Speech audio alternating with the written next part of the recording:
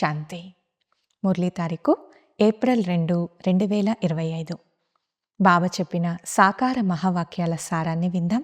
బాబా చెప్తున్నారు, మధురమైన పిల్లలారా, ఈ పాత పతిత ప్రపంచంపై మీకు అనంతమైన వైరాగ్యం కలగాలి. ఎందుకంటే మీరు పావనంగా అవ్వాలి. మీ ఎక్కే కళ ద్వారా అందరి మేలు జరుగుతుంది. ప్రశ్న: ఆత్మ తనకు తానే శత్రువు, తనకు తానే మిత్రుడు అని అంటారు. సత్యమైన మిత్రత ఏది? జవాబు: ఒక్క తండ్రి శ్రీమతమనుసారం సదా నడుచుకుంటూ ఉండడమే సత్యమైన మిత్రత. ఒక్క తండ్రినే స్మృతి చేసి పావనంగా అవ్వడం, తండ్రి నుండి పూర్తి వారసత్వాన్ని తీసుకోవడమే సత్యమైన మిత్రత. ఈ స్నేహాన్ని చేసే యుక్తిని తండ్రే తెలిపిస్తారు. సంగమ యుగంలో మాత్రమే ఆత్మ తనకు తాను మిత్రునిగా అవుతుంది. మంచిది. మధురాతి మధురమైన అపురూపమైన పిల్లలకు మాతాపితా బాప్దాదాల ప్రియస్మృతులు మరియు గుడ్ మార్నింగ్. ఆత్మిక పిల్లలకు ఆత్మిక తండ్రి నమస్తే. ఆత్మిక పిల్లలందరి తరపున ఆత్మిక తండ్రికి గుడ్ మార్నింగ్ మరియు నమస్తే. ధారణ కొరకు ముఖ్య సారం. మొదటి పాయింట్: గాయనము లేక పూజకు యోగ్యులుగా అయ్యేందుకు పక్కా వైష్ణవులుగా అవ్వాలి.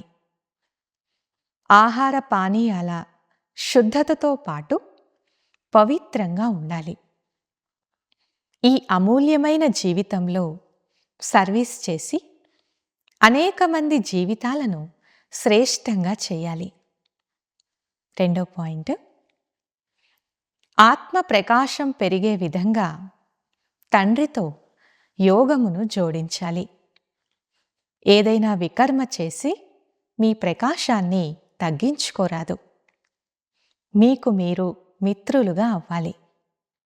వరదానము: స్వస్థితి యొక్క సీటుపై స్థితమై పరిస్థితులపై విజయాన్ని ప్రాప్తి చేసుకునే మాస్టర్ రచయిత భవ. వివరణ: ఎటువంటి పరిస్థితి అయినా ప్రకృతి ద్వారా వస్తుంది కనుక పరిస్థితి అనేది రచన. స్వస్థితిలో ఉండేవారు రచయితలు. మాస్టర్ రచయితలు లేక మాస్టర్ సర్వశక్తివంతులు ఎప్పుడూ ఓడిపోరు. అది అసంభవం. ఒకవేళ ఎవరైనా తమ సీటును వదిలేస్తే ఓడిపోతారు. సీటు వదిలేయడము అనగా శక్తిహీనులుగా అవ్వడం. సీటు యొక్క ఆధారంపై శక్తులు స్వతహాగా వచ్చేస్తాయి. ఎవరైతే సీటు నుండి క్రిందకు వచ్చేస్తారో వారికి మాయ యొక్క ధూళి అంటుకుంటుంది. బాప్దాదా యొక్క ప్రియమైన పిల్లలు, మర్జీవ జన్మధారులైన బ్రాహ్మణులు ఎప్పుడూ దేహాభిమానమనే మట్టిలో ఆడుకోరు. స్లోగన్: దృఢత కఠినమైన సంస్కారాలను కూడా మైనం వలె కరిగిస్తుంది, అనగా సమాప్తం చేసేస్తుంది. అవ్యక్త సూచన: కంబైన్డ్ రూపం యొక్క స్మృతి ద్వారా సదా విజయులుగా అవ్వండి. ఈరోజుటి పాయింట్: ఎలాగైతే జ్ఞాన స్వరూపులుగా ఉన్నారో అలా స్నేహ స్వరూపులుగా కూడా అవ్వండి. జ్ఞానం మరియు స్నేహం రెండు కంబైన్డ్గా ఉండాలి. ఎందుకంటే జ్ఞానం అంటే బీజం, నీరు స్నేహం వంటిది. బీజానికి నీరు లభించకుంటే ఫలమునివ్వదు.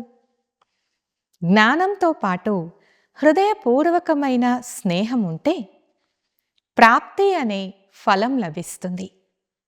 అచ్చా. ఓం శాంతి.